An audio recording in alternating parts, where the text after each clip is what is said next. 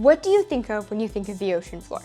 Do you think of mountains, ridges, underwater volcanoes, all sorts of really cool and amazing things that we don't even know truly how to explore yet?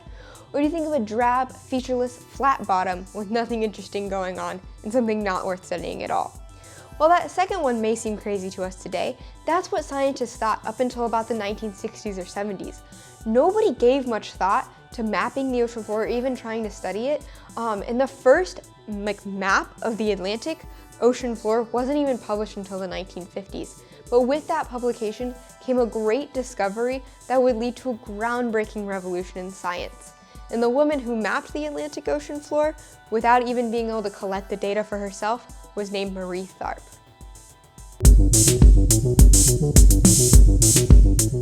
Marie Tharp was born in 1920 and grew up accompanying her father on work trips. Her father worked as a cartographer, who is somebody who makes maps, and a land surveyor for the United States Department of Agriculture's Bureau of Soils.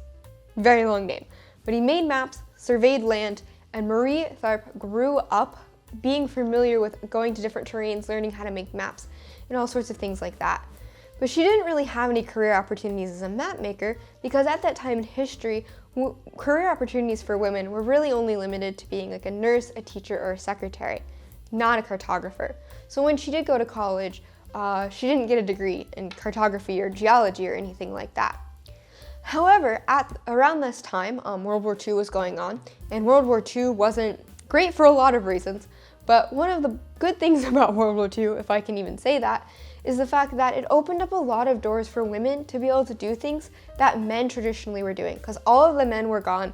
And so schools, jobs, all these things needed students, needed employees, and they started opening the doors to women. So she was able to attend the University of Michigan as a geology master's student, one of only 10 women in her class to do so. And she gained that geology master's degree, which is awesome for her at that time, and then began to work for like a petroleum company in Oklahoma. But she didn't really quite enjoy that, and so around the same time she attended night school and got another bachelor's degree in mathematics.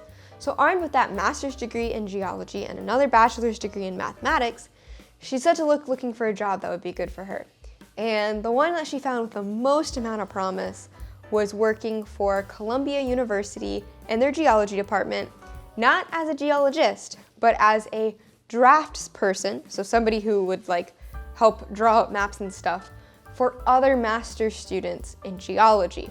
So she would actually be helping men, be an assistant to men getting a degree that she already had. She was very overqualified for that job, definitely deserved better, but at that time, that was what was open to her, and so she took that job.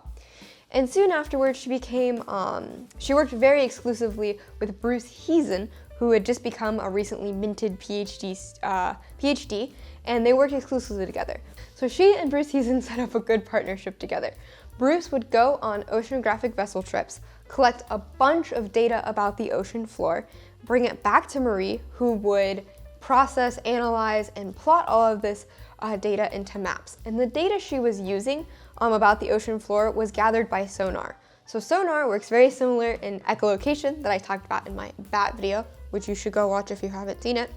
And basically what these ships were doing is they would go out and they would send pings of sound down to the bottom of the ocean, and those pings of sound would eventually hit something like the ocean floor and come back.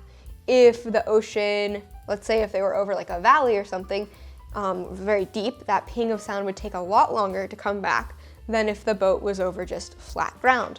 So different lengths of sound were the data that was collected, and these different lengths of sound or times of sound were then drawn and converted into topographical maps. This took a tremendous amount of skill to turn just sound into an image. And Marie Tharp, with her background in mathematics, was really well suited to this job. So while she was creating these maps, and she wasn't even allowed to go out on the boats themselves that were collecting the data because she was a woman and women weren't allowed on research vessels back then, but when she was making these maps, she noticed something weird. Well, first off, she noticed kind of this ridge in the middle of the Atlantic. We call that the Mid-Atlantic Ridge. And within that ridge, she noticed that there was, in her maps, in her like 2D maps she was making, there was like a weird notch in her data, that in her profiles, that indicated that in the middle of that ridge was kind of some sort of valley, a rift, something going on in the middle of the mid-Atlantic ridge. And in her brain, she was thinking, this could be an area where the earth, the tectonic plates of the earth are splitting apart and lava could flow up, make new seafloor, and is continually spreading across and creating and generating new seafloor, which is something today that we call seafloor spreading. At this time, it kind of makes sense to us. But at the time that Marie Tharp was working on this, that was a crazy idea. The theory of tectonic plates, that is that all of the continents or the Earth's crust is broken up into plates that are moving on lava that causes earthquakes and volcanoes, and that the continents once were all together in Pangea, but had drifted apart over time. That was a crazy subject, a crazy hypothesis for science. Scientists were like, yeah, this is basically blasphemy. Yeah, no, this isn't true. And some of the scientists who actually believed in this tectonic plate theory were trying to find information that would support it. And Marie had just found something that would support this tectonic plate theory. That is, again, there's a ridge in the middle, or not a ridge, there's a rift in the middle of the mid-Atlantic ridge that is allowing volcanic lava to spew forth and create new seafloor and seafloor spreading. So she had this data, she was like, oh, this is crazy, and took it to Bruce Heason, and he was like, nah, absolutely not. This is not happening. Continental drift, tectonic plates, this isn't real. And he basically dismissed her findings and like this revolutionary finding in science and geology as girl talk. And I don't even know how that conversation would go down, but in my brain, it goes something like this. Hey girls, what you talking about in here? Oh, just talking about girl talk and stuff. Like some scientific theories Marie's telling me about all of her data. Go on, tell them. Yeah, I was just saying that I think the notches in my data represent the fact that there's a rift in the middle of the mid-Atlantic ridge, and that would really prove the fact that continental drift theory by Alfred Wegener is correct.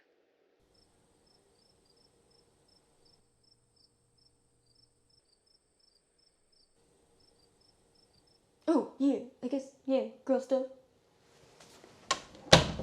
So it took about a year of convincing her Marie Tharp to be like, hey Bruce, this is actually a thing. There is a rift in the middle of the mid-Atlantic ridge. Seafloor spreading is real. We've got to publish this.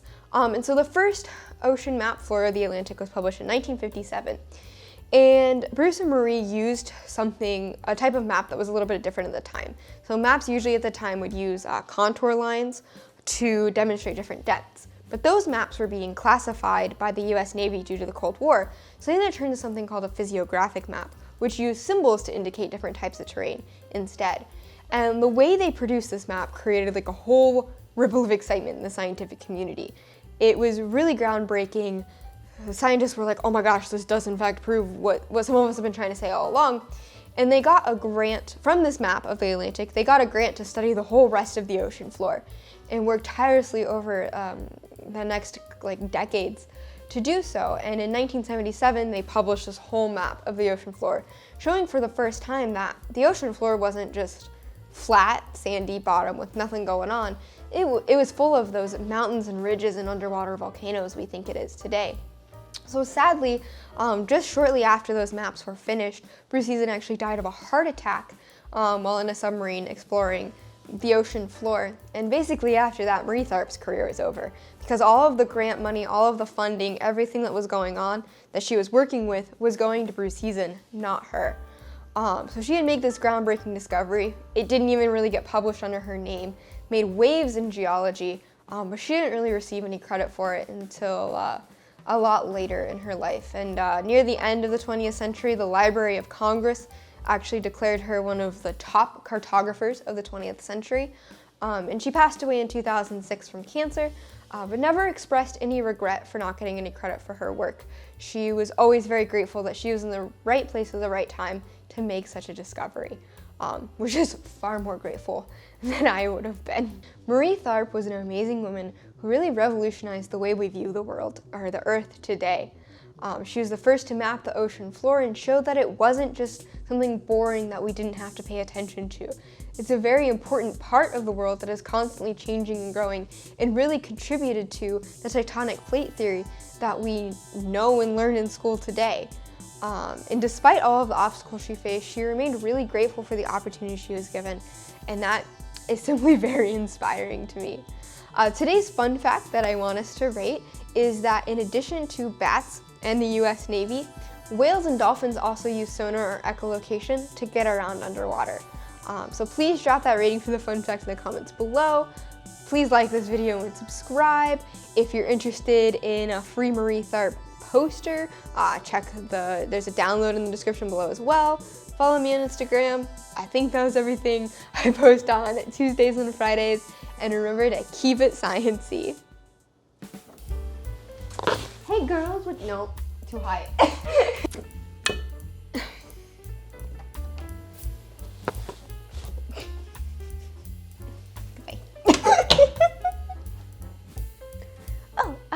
We're just talking about girl talk, you know, like scientific theories. Marie's telling me about her data. Go on, Marie, tell her. What is that accent doing? For science!